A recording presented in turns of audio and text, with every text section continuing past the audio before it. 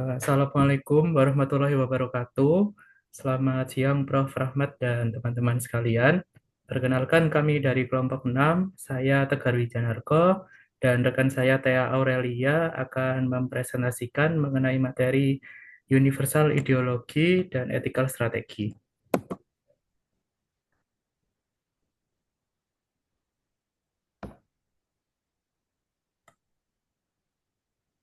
Yang pertama mengenai definisi ideologi.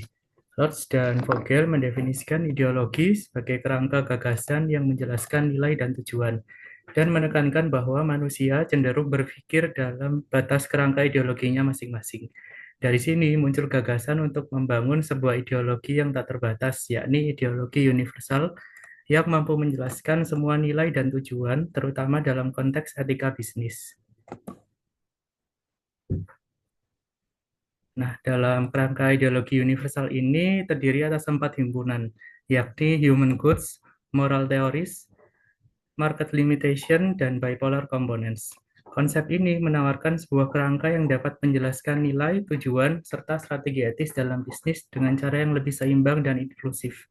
Dengan berlandaskan pada pragmatisme filosofis, ideologi universal ini hadir untuk menjembatani perbedaan antara ideologi kanan dan kiri, serta untuk membantu para pelaku bisnis merumuskan strategi yang tidak hanya menguntungkan secara ekonomi, tetapi juga bermakna secara sosial.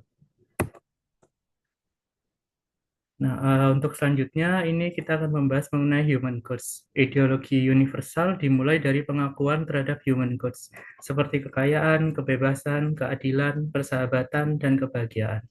Pihak kanan biasanya mengutamakan kekayaan dan kebebasan negatif dari intervensi negara, sementara pihak kiri lebih menekankan keadilan sosial, kepedulian, dan kebebasan dari dominasi korporasi.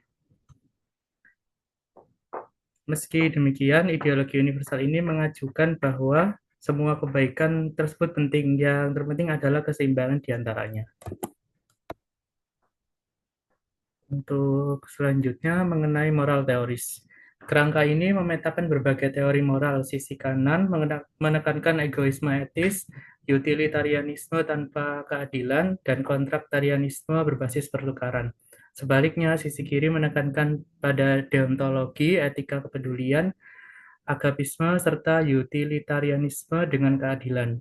Semua teori moral ini menopang anjuran yang telah lama ada dalam hukum bisnis dan manajemen untuk memberikan pertimbangan yang seimbang terhadap kepentingan semua pihak terkait, di mana hal ini mewakili pendekatan yang lebih jelas bermoral atau biasa disebut dengan MoMA. Selanjutnya adalah market limitation. Pasar, meski efektif dalam menciptakan efisiensi, tetap memiliki banyak keterbatasan. Antaranya ada monopoli, eksternalitas, dan ketidakselarasan antara provinsi dengan kesejahteraan. Nah, ideologi universal ini mengajukan 5 strategi untuk meresponnya, yakni eksploitasi, penahanan diri, penundaan, kompensasi langsung maupun tidak langsung. Dengan demikian, etika bisnis dapat dipahami bukan hanya sebagai larangan, tetapi juga sebagai seni menyeimbangkan strategi agar perusahaan tetap bertanggung jawab secara sosial. Lalu yang keempat ada komponen. Nah, ideologi universal ini mengakui adanya komponen bipolar, seperti pasar versus pemerintah, pemegang saham versus pemangku kepentingan, serta efisiensi versus keadilan. Nah, komponen ini membantu menjelaskan ketegangan moral dalam praktik nyata. Namun, kerangka ideologi universal tidak berhenti pada dikotomi itu. Ia mengakui adanya tema lintas batas seperti karakter, niat, emosi, budaya, dan tren sosial. Hal ini menunjukkan bahwa strategi etika tidak hanya soal struktur, tetapi juga soal manusia dan niat baik yang mendasarinya.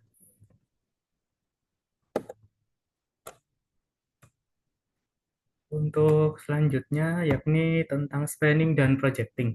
Kerangka ideologi universal merupakan penjelasan atas keseluruhan spektrum nilai yang berkaitan dengan etika bisnis, sekaligus menunjuk pada penjelasan lain yang tersedia.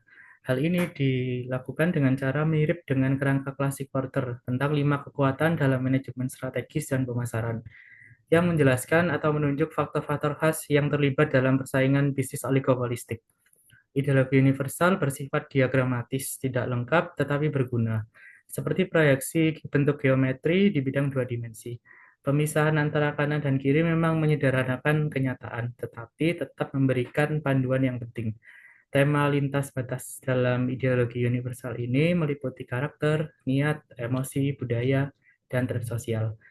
Teori lintas batas seperti kontraktarianisme, partikularisme, dan pluralisme, dan pragmatisme menunjukkan bahwa moralitas tidak bisa direduksi ke satu struktur, melainkan selalu terbuka untuk refleksi baru. Untuk selanjutnya dilanjutkan oleh rekan saya. Oke, selanjutnya kita akan membahas tentang dimensi. Jadi, framework ini menggambarkan dimensi etika itu melalui oposisi bipolar. Nah, contohnya politik kiri versus kanan, pasar versus pemerintah, atau stakeholder versus shareholder. Nah, tujuan penggunaan dimensi ini bukan untuk menyederhanakan secara berlebihan, tapi untuk membuat realitas yang kompleks menjadi lebih mudah dianalisis. Namun, setiap kutub ini tidak sesederhana kelihatannya. Misalnya di kubu kiri, ada yang fokusnya pada perlindungan pekerja nasional, tapi ada juga yang lebih peduli pada pengentasan kemiskinan global.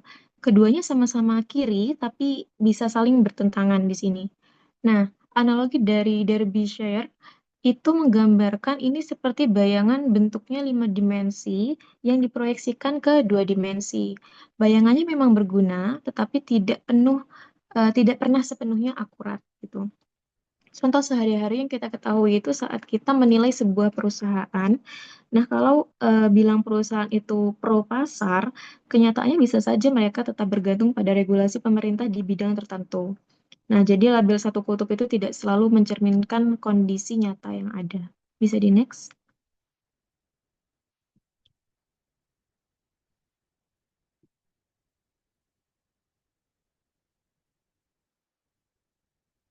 Oke, selanjutnya tentang tema lintas batas. Jadi selain dimensi tadi yang sudah dijelaskan, framework ini juga mengenal tema lintas batas. Nah, kalau dimensi, tadi bicaranya tentang kutub yang jelas. Kalau di sini tema lintas batas itu lebih abstrak dan menembus kutub tersebut. Contohnya apa? Misal karakter, niat, emosi, tren makro, dan budaya. Jadi tema-tema ini tuh memberi nuansa tambahan dalam menilai isu etika. Nah, misalnya apa? Kalau sebuah perusahaan itu melakukan efisiensi, dari sisi kanan ini dianggap positif bagi perusahaan. Tapi kalau niatnya hanya untuk menekan gaji karyawan tanpa mempertimbangkan kesejahteraan mereka, maka maknanya nanti akan jadi berbeda di sini. Nah, dalam gambar di buku itu, seperti yang ada di layar kanan atas, nah, tema lintas batas itu ditunjukkan sebagai jembatan yang menghubungkan teori etika dengan dimensi nilai di sini. Jadi, etika itu tidak hanya berhenti pada kutub kiri atau kanan, tetapi melebar ke tema yang akan lebih luas nantinya. Bisa di next.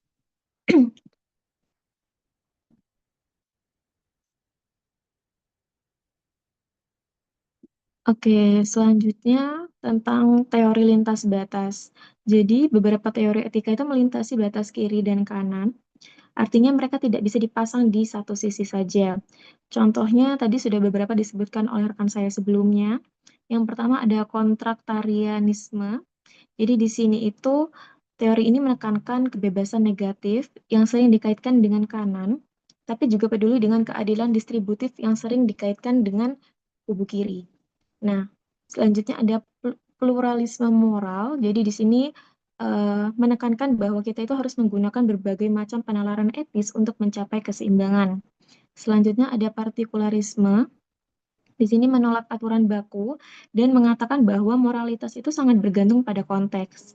Selanjutnya lagi ada etika kebajikan. Di sini berfokus pada karakter dan integritas seseorang. Sementara pragmatisme terakhir ini menekankan penyelidikan berkelanjutan karena kebenaran moral itu tidak pernah final. Nah, contohnya sehari-hari ketika sebuah platform media sosial itu menghadapi kritik karena penyalahgunaan data, dari utilitarian itu mereka bisa bilang ini untuk inovasi. Dari deontologi itu melanggar privasi. Kalau pakai pluralisme, perusahaan perlu mencari titik tengah yang adil bagi pengguna dan tetap bisa berinovasi. Bisa di next.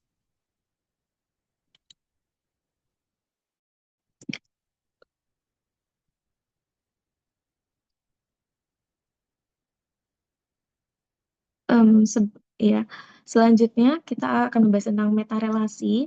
Jadi UI framework itu bukanlah sesuatu yang statis, jadi semua unsur di dalamnya itu membentuk makna melalui hubungan timbal balik.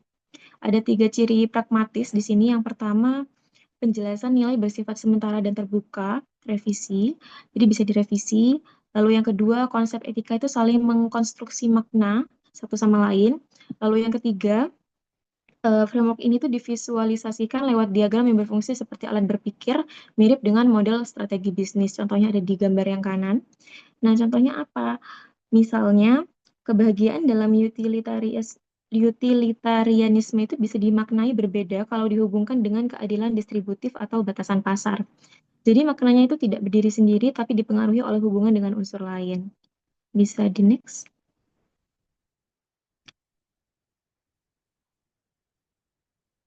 Oke, ini selanjutnya bagian dari pembahasan meta relasi tadi. Jadi relasi di dalam masing-masing himpunan itu juga menunjukkan kompleksitas di sini. Dalam human goods, kekayaan dan keadilan distribusi itu saling terkait. Amartya Sen itu pernah bilang, ukuran kue ekonomi itu tergantung bagaimana kue itu akan dibagi gitu. Sedangkan dalam market limitations, monopoli itu jadi lebih berbahaya ketika digabungkan dengan preferensi konsumen jangka pendek. Contoh paling jelasnya adalah ke industri makanan cepat saji. Produknya itu laku keras karena memenuhi preferensi jangka pendek, tapi ke depannya merugikan kesehatan jangka panjang pelanggannya. Sedangkan dalam komponen, hampir semua komponen itu bisa dipakai untuk membela stakeholder maupun shareholder. Jadi debat etika dalam bisnis itu sering memakai argumen yang sama untuk tujuan yang berbeda. Nah, itu gambar 2.7 di buku menggambarkan bagaimana goods, limitations, teoris, dan komponen saling tarik-menarik dalam satu himpunan. Bisa di next.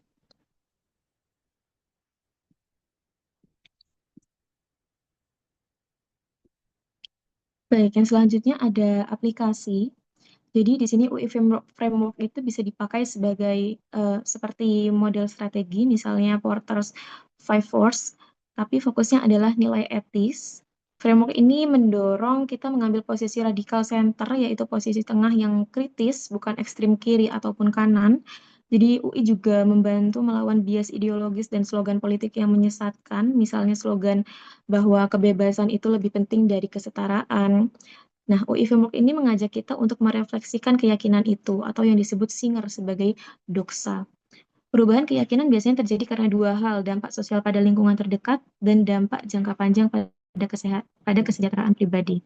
Contoh nyatanya itu perusahaan ride-hailing yang dituduh monopoli bisa memilih beberapa strategi, yaitu mengeksploitasi pasar, menahan diri, menunda ekspansi, atau memberi kompensasi seperti subsidi driver atau CSR. Dengan UI Framework ini, perusahaan bisa menimbang strategi mana yang paling etis. Bisa di next.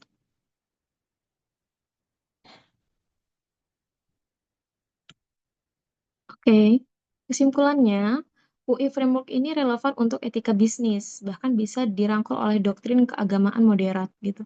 Sepanjang sejarah kita lihat pergeseran kiri dan kanan dalam politik maupun agama, tapi pada akhirnya banyak yang kembali ke posisi tengah atau radikal center.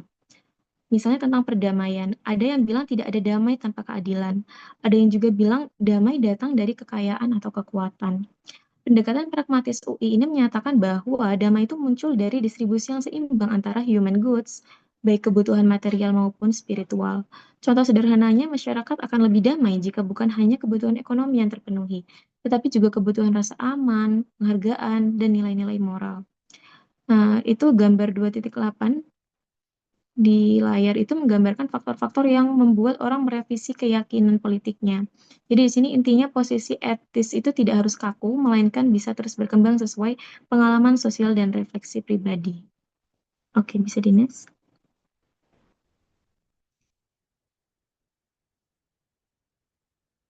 Oke, terima kasih. Mungkin sekian dari kelompok 6. Wassalamualaikum warahmatullahi wabarakatuh.